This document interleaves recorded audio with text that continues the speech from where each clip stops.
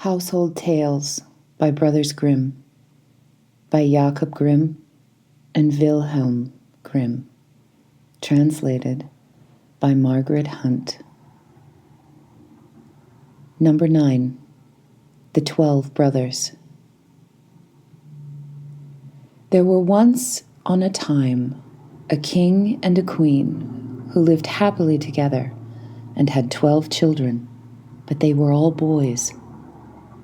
Then said the king to his wife, "If the 13th child which thou art about to bring into the world is a girl, the 12 boys shall die, in order that her possessions may be great, and that the kingdom may fall to her alone."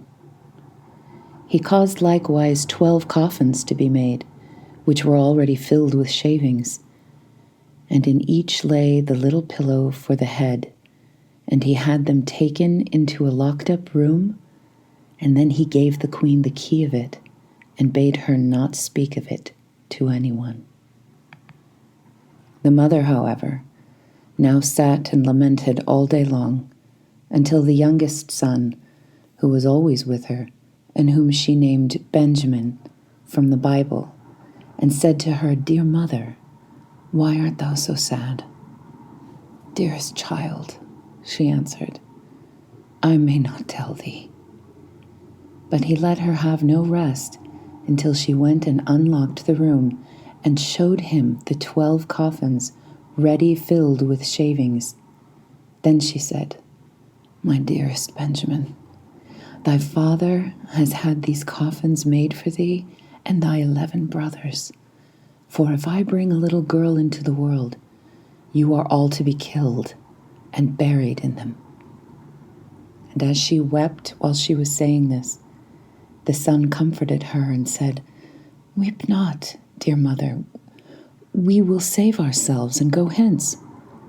But she said, "Go forth into the forest with thy 11 brothers, and let one sit constantly on the highest tree which can be found, and keep watch, looking towards the tower here in the castle.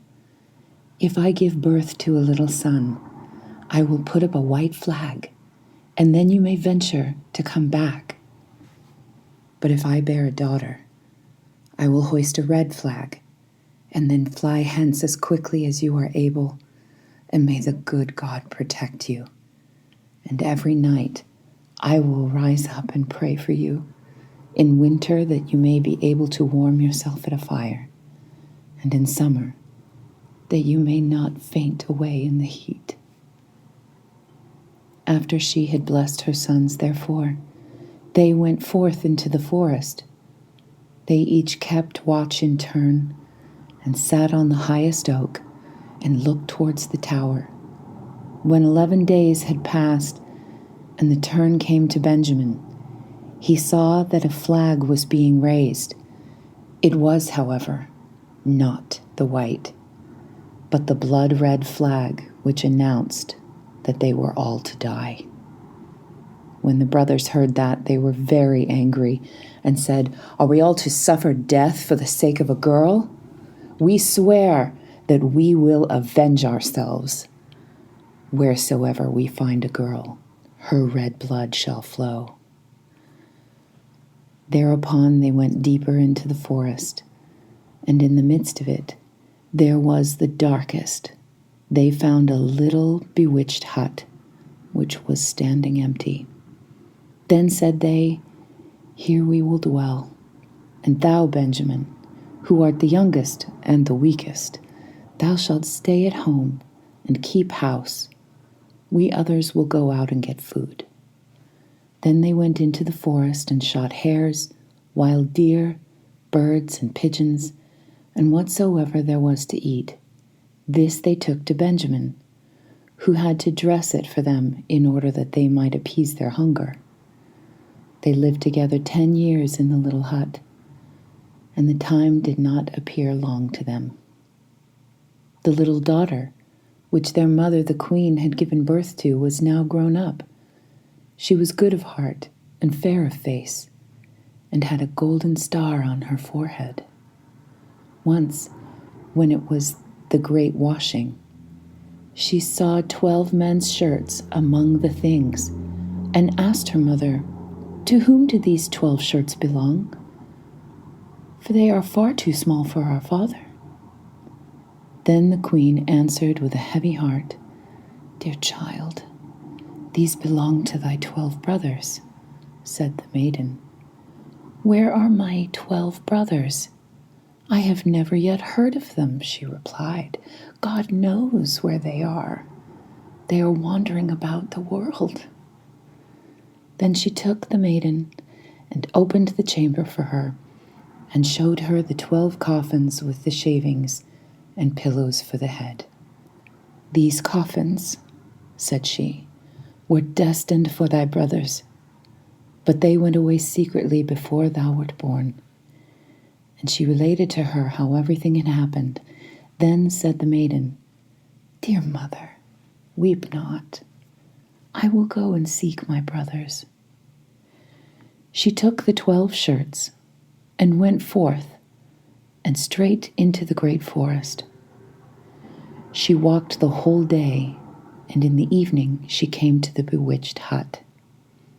Then she entered it and found a young boy who asked, "From whence comest thou, and whither art thou bound?" and was astonished that she was so beautiful and wore royal garments and had a star on her forehead. And she answered, "I am a king's daughter, and am seeking my 12 brothers, and I will walk as far as the sky is blue until I find them." She likewise showed him the 12 shirts which belonged to them. Then Benjamin saw that she was his sister, and said, "I am Benjamin, thy youngest brother." And she began to weep for joy, and Benjamin wept also, and they kissed and embraced each other with the greatest love. But after this he said, "Dear sister, there is still one difficulty. We have agreed that every maiden whom we meet shall die, because we have been obliged to leave our kingdom on account of a girl." Then said she, "I will willingly die, if by so doing I can deliver my 12 brothers." "No," answered he, "thou shalt not die. Sit thyself beneath this tub until our 11 brothers come, and then I will soon come to an agreement with them." She did so. And when it was night, the others came from hunting, and their dinner was ready. And as they were sitting at the table and eating, they said, "What news is there?" Said Benjamin, "Don't you know anything?" "No," they answered. He continued, "You have been in the forest, and I have stayed at home, and yet I know more than you do." "Tell us then," they cried. He answered, "But promise me that the first maiden who meets us shall not be killed." "Yes," they all cried, "she shall have mercy. Only do tell us." Then said he, "Our sister is here." And he lifted up the tub, and the king's daughter came forth in her royal garments with the golden star on her forehead. And she was beautiful, delicate, and fair. Then they were all rejoiced, and fell on her neck, and kissed and loved her with all their hearts. Now she stayed at home with Benjamin, and helped him with the work. The 11 went into the forest and caught game, and deer, and birds, and wood pigeons, that they might have food, and the little sister and Benjamin took care to make it ready for them.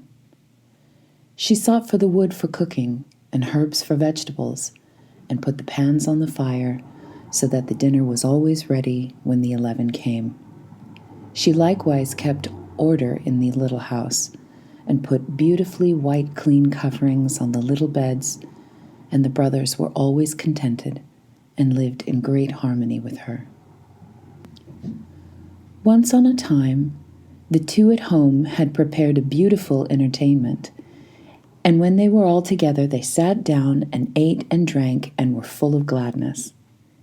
There was, however, a little garden belonging to the bewitched house, wherein stood 12 lily flowers, which are likewise called students.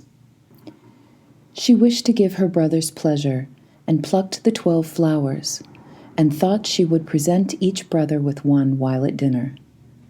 But at the selfsame moment that she plucked the flowers, the 12 brothers were changed into 12 ravens, and flew away over the forest, and the house and garden vanished likewise.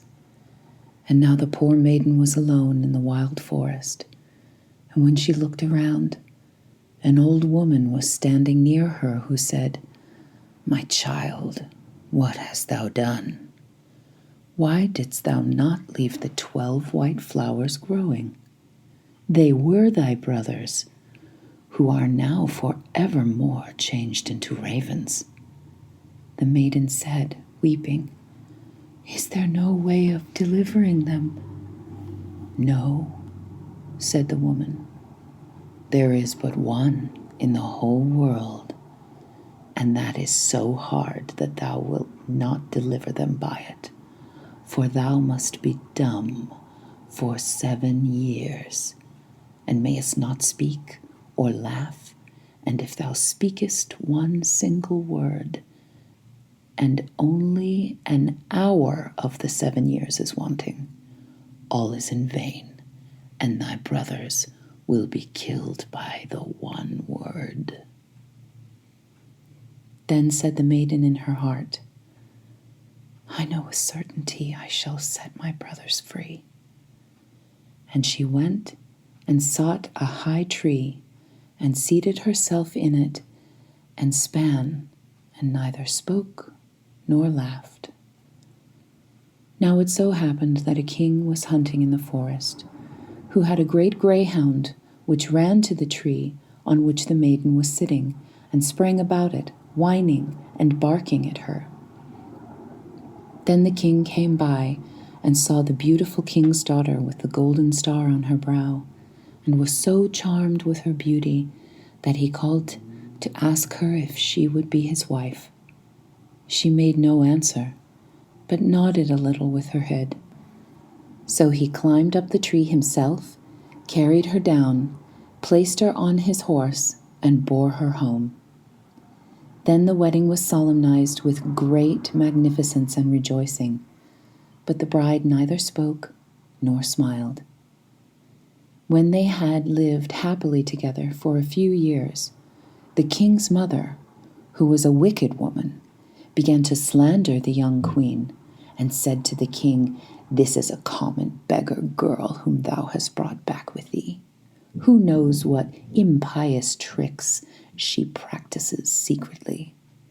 Even if she be dumb and not able to speak, she still might laugh for once. But those who do not laugh have bad consciences." At first the king would not believe it, but the old woman urged this so long and accused her of so many evil things that at last the king let himself be persuaded and sentenced her to death. And now a great fire was lighted in the courtyard in which she was to be burnt, and the king stood above at the window and looked on with tearful eyes, because he still loved her so much. And when she was bound fast to the stake, and the fire was licking at her clothes with its red tongue, the last instant of the 7 years expired. Then a whirring sound was heard in the air, and 12 ravens came flying towards the place and sank downwards, and when they touched the earth, they were her 12 brothers, whom she had delivered. They tore the fire asunder, extinguished the flames, set their dear sister free, and kissed and embraced her.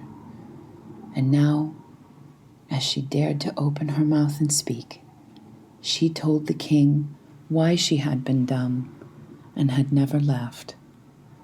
The king rejoiced when he heard that she was innocent, and they all lived in great unity until their death. The wicked stepmother was taken before the judge and put into a barrel filled with boiling oil and venomous snakes, and died an evil death.